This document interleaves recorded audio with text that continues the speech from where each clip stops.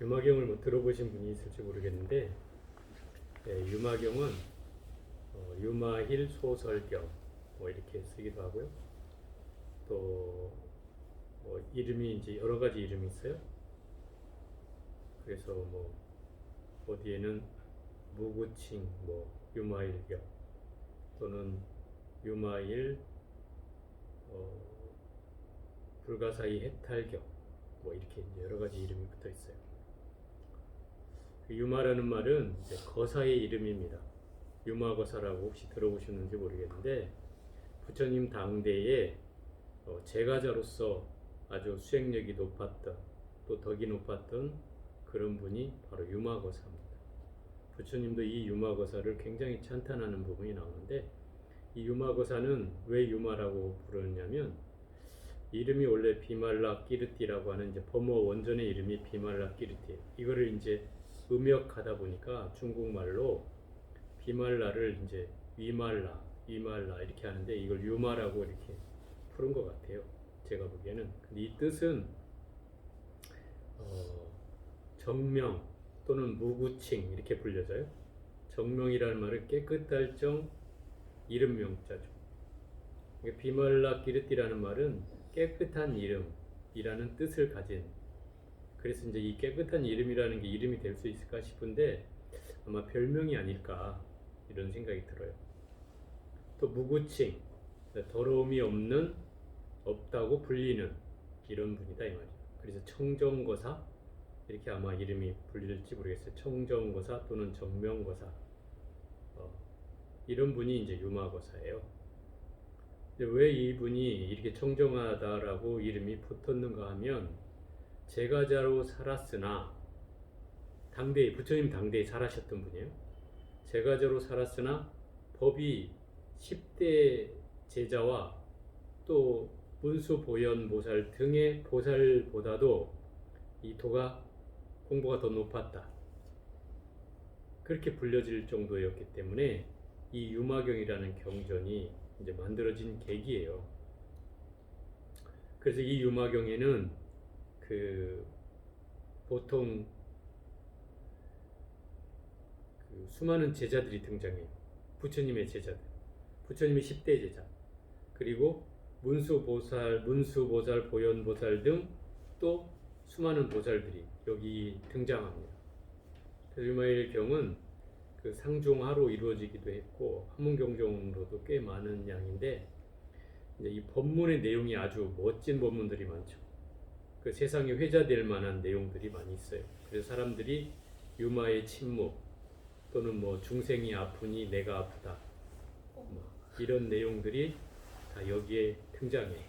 그래서 이 유마경을 불의의 법문 이렇게 표현하는 구절이에요. 불의라고 하는 건 둘이 아닌 법문을 설해진 경전이 바로 이 유마경이다 이 말이에요. 이 불의라고 하는 말은 이제 이게 반야경 계통의 경전이다라고 하는 걸 알 수 있을 만큼 둘이 아니라는 것, 양변에 떨어지지 않는다는 거죠. 이 둘이 아니라는 것, 이것이 이제 핵심이에요.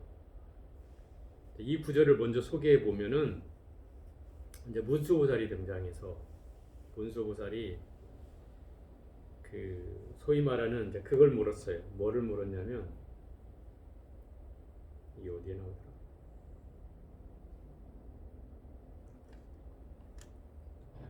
조금 찾아갖고 얘기할게요. 정확히 얘기를 해야 되니까.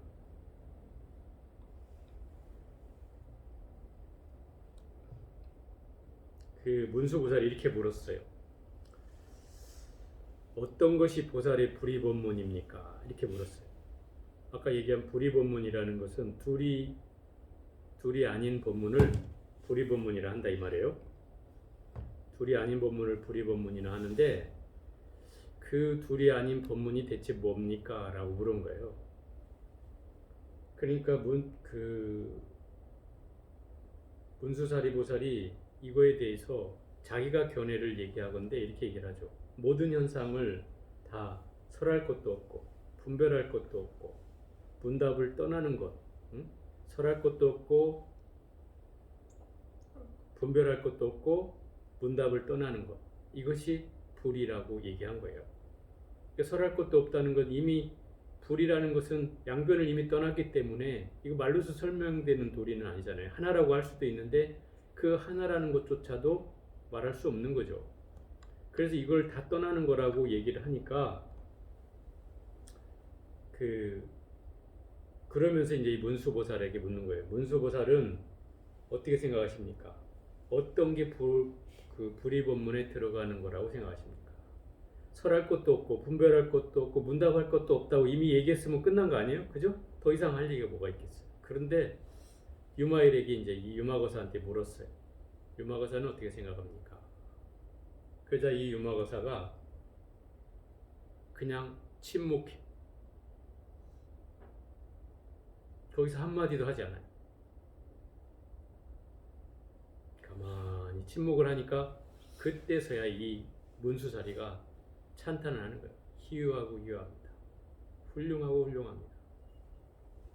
유마거사시여, 당신이 바로 불이 그 자체를 설하셨습니다.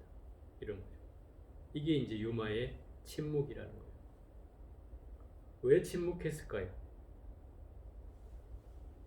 이 유마의 침묵이 대단한 이유는 바로 이 불이라고 하는 진리의 세계는 말로써 설명되는 순간 그 진리가 깨지는 거예요.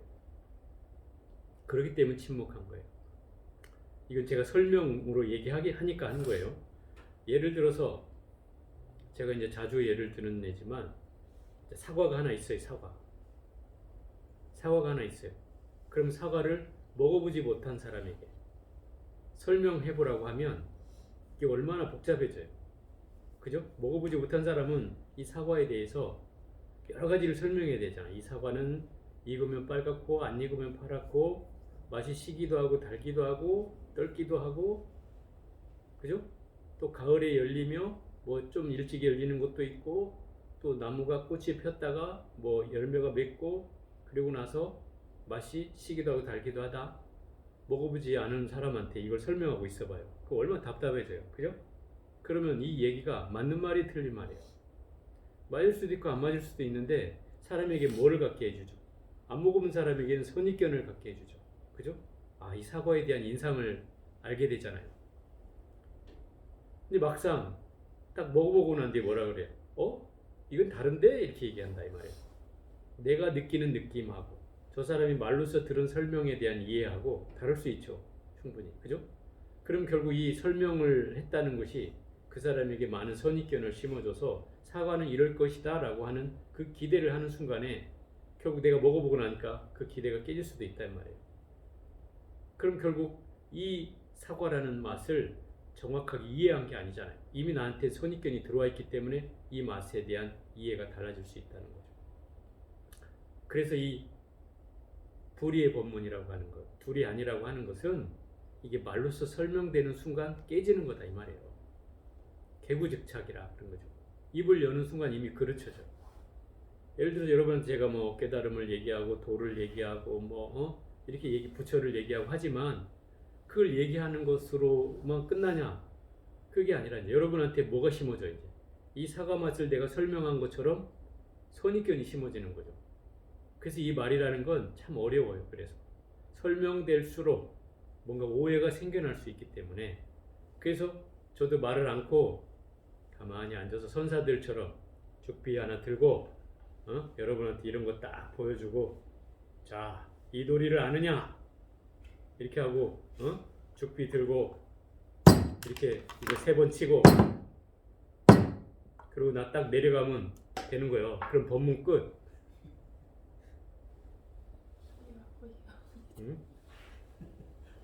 그러면 법문 할 필요 없어 이제. 그래야 되는데 여러분이 그러면 조스님이 뭐하지? 뭔 퍼포먼스를 하고 나를 뭐한테 뭘 보여주지? 이럴 거 아니에요. 그죠? 그러니 이게 정말로 이 불교라고 하는 건 첫 번째 말 없는 도리를 이해하는 게 첫 번째. 그게 뭐예요? 이심전심. 부처님께서 누구에게?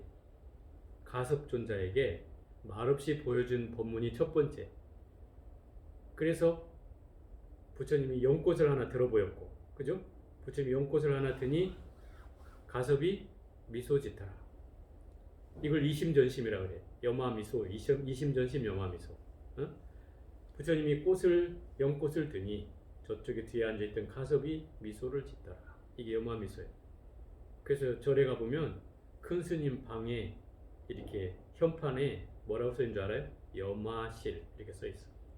염화실. 이렇게 들염자 꽃화자, 꽃을 드는 방이다 이 말이에요. 꽃을 든다는 건 뭐예요? 말 없는 도리를 설명하는 곳이다 이 말이에요. 큰 스님이 그런 이제 방장 스님이나 조실 스님의 방장체 이름이 그 염화실로 돼 있다 이 말이에요. 결국은 이심전심으로 알아듣는 게 제일 빠른데 이건 최상근기만이 할 수 있는 일이다 이 말이에요. 말 없는 도리는 최상근기. 저도 큰 스님이 앉아서 이렇게 죽비를 3번 치면 저도 못 알아먹는다 이 말이에요. 저의 근기도 부족해서. 그러니 우리는 최상근기가 아닌 거죠. 그죠? 그 다음 근기는 이제 언하에 대우하는 근기예요. 언하에 대우. 언하에 대우는 뭐냐? 부처님이 말씀하신 순간 그 말씀 아래 이미 깨침을 얻는 거예요. 그게 언하에 대우하는 사람. 이런 사람은 이제 상근기요. 최상근기에서 한 단계 낮은 상근기. 그 다음에 부처님 말을 직접 듣고 깨닫지 못하는 사람은 예를 들어 조사의 말씀을 듣고, 그죠? 선지식이나 조사의 말씀을 듣고 깨달음을 얻는 사람은 이제 중근기. 그럼 우리는 무슨 근기요? 하근기요? 부처님 말씀을 듣고 또 그 부처님 말씀을 통해서 스승한테 들었는데 불구하고 깨달음을 얻지 못하지만 열심히 수행을 해가는 사람은 이게 이제 하근기까지는 아니어도 중근기 정도는 돼요. 하근기는 어떤 사람이냐면 이제 불법을 신앙하지는 않으나 주변 사람이 저 사람은 좀 도와주고 싶은 사람이 생겨서 도와주고 싶어서 자꾸 뭔가를 써주고 싶고 불법을 뭔가 전해주고 싶어하는 그런 사람들이 이제 하근기예요. 그래도 귀동량이라도 한다 이 말이에요. 귀동량이라도 부처님의 세계가 이런 거다라고 귀동량이라도 하는 사람이 하근기예요. 그 다음에 근기는 없어요. 그러면 이제 이 불법을 조금이라도 듣지 않는 사람은 근기조차 없어요. 그 사람들은 이제 부처님 말씀으로 친다면 인연 없는 중생. 인연 없는 중생은 구제할 방법이 없어요. 그게 부처님이 하신 얘기예요. 어찌됐든 이런 근기에 따라서 끊임없이 부처님 법문이 설해지기 때문에 우리가 설해지는 것을 보면은 이 유마거사의 법문의 비유로 본다면 이 침묵으로 유마의 위대한 침묵으로부터 최상승의 법문이 시작된다 이 말이에요. 그리고서 이 유마거사가 소문이 나요. 무슨 소문이 나냐면 병이 이제 걸렸다는 소문이 나죠. 그래서 부처님께서 친히 가시지는 못하고 제자들을 시켜. 처음에 보살을 시키고 보살이 전부 다 보살들하고 10대 제자가 다 문병을 가라고 보내니까 전부 다 안 간대. 부처님 시키는 데 다 안 간다고 손을 절레절레 흔들어. 그 왜 안 가려고 하냐 물어보면 다 아픈 기억이 있는 거예요. 무슨 아픈 기억이냐면 유마거사가 너무나 법이 높아가지고 가가지고 한 번도 말대답을 제대로 못해가지고 다 깨진 거야. 응? 그래 다 깨지니까 또 가면 또 혼날 것 같은 거지. 10대 제자와 이 보살들이 깨질 정도면 그 유마거사가 얼마나 대단한 사람이에요. 그죠? 그래갖고 이제 부처님이 하다못해서 이제 지혜제일 야 사리불 네가 가라. 네가 그래도 똑똑하니 가서 한번 대해봐라. 이러고 보냈어요. 그걸 갔더니 그냥 예를 들어 유마거사가 몸져 누워있어. 왔는지 대꾸도 안 해. 갑자기 들어가서 뻘쭘하니 이제 이 사리불이 서 있다가 갑자기 속으로 생각을 일으켜. 내가 정말 어디에 앉으라고 지금 이게 이렇게 얘기하고 그 대답도 안 하지 하고 있는데 유마거사가 그때 한 방을 날리는 거죠. 벌써 그 마음을 읽었어. 그 마음을 읽고 공부하는 보살이 되려면 앉는 주처에 집착하지 말아야 하며 어디인들 어디인들 보살이 앉을 자리가 아닌 데가 어디 있느냐. 또 이러고 내니까 자기 생각이 읽혔잖아. 바로 꼬리를 내리는 거지. 그래가지고 또 이래. 거사께서는 어디에 병이 드셨습니까? 이렇게 물었어. 그때 이제 하신 말씀이 그거예요. 나는 탐진치에 병이 들었다. 응? 탐진치가 뭐예요? 탐내고 성내고 어리석음으로 병이 삼독의 병이 들었다. 왜 그런 병이 들었습니까? 이렇게 물으니까 뭐라 그래? 중생이 또한 이 탐진치의 병이 들어있기 때문에 나도 그러한 병에 들어있느니라 그래.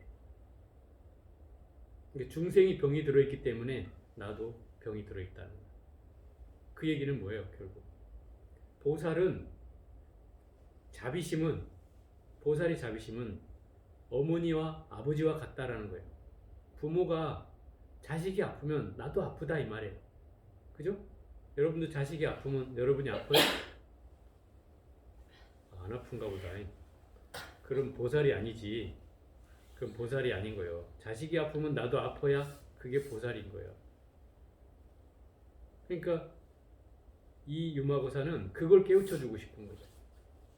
그러니까 중생이 삼독의 병이 들어서 나도 병이 들었다는 거예요. 그러니까 이게 할 말이 없어지잖아요. 이 보살이.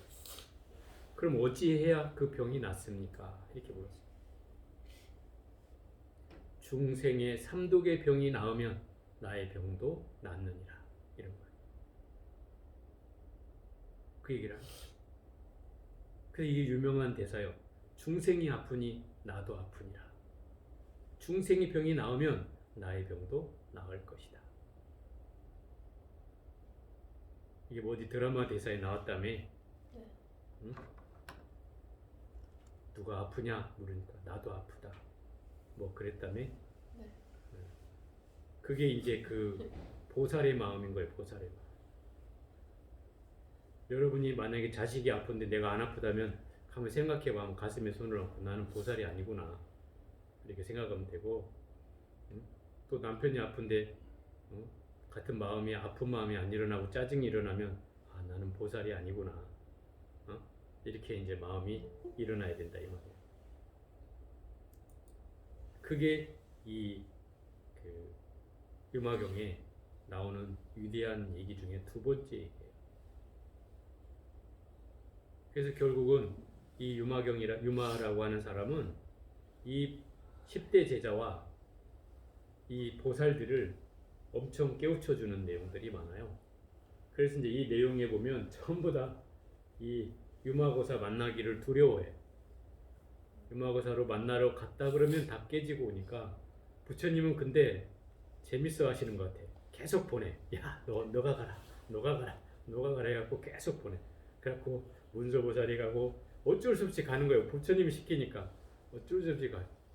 문서보살이 가고 보현보살이 가고 또 뭐 10대자 사리불이 가고 목곤년이 가고 막 다 보살마다 다 갔다가 다 깨져.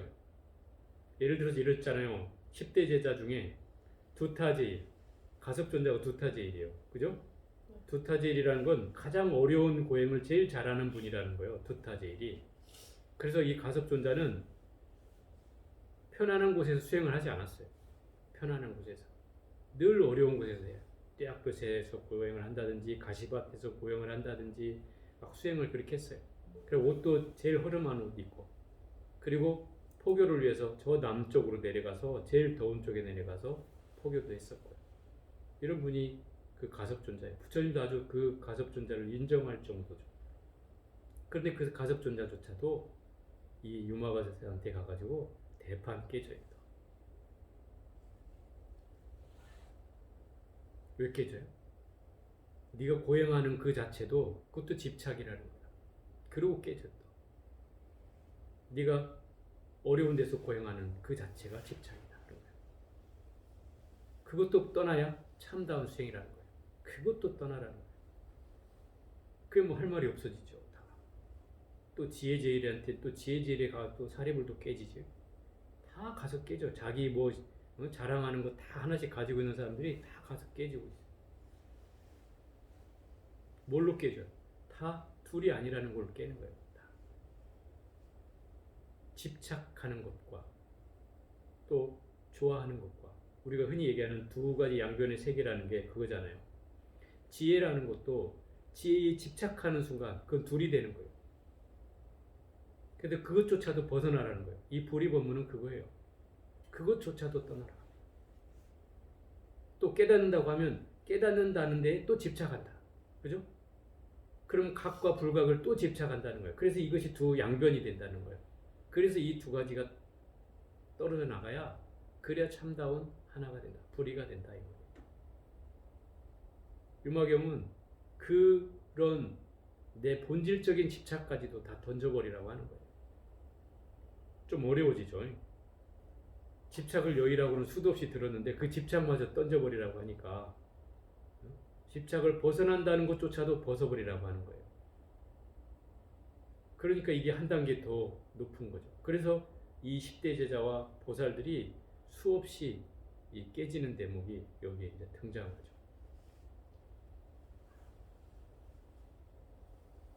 그러니까 이 유마거사는 뭐 모든 보살들을 초월할 만큼 생이 일단 높고요. 생이 높아요. 그러니까 유마거사로 나왔을 뿐이지 소임으로 온 거예요. 소임으로.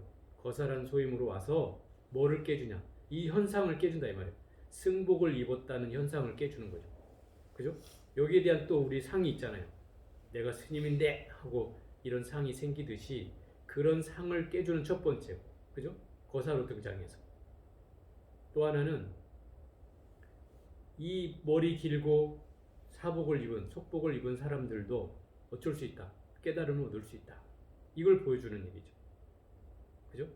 그래서 여러분들도 이런 거사의 얘기를 들으면 아, 내가 깨달음을 얻을 수 있다. 유마거사도 거사였는데 왜 못 깨닫겠냐. 이게 이제 중국에는 방거사라는 유명한 사람이 등장하고 우리나라에는 부설거사라는 유명한 신라시대의 그 거사가 등장하죠. 다 도인들이에요. 중국의 방거사도 도인이고 신라의 부설거사도 도인이에요.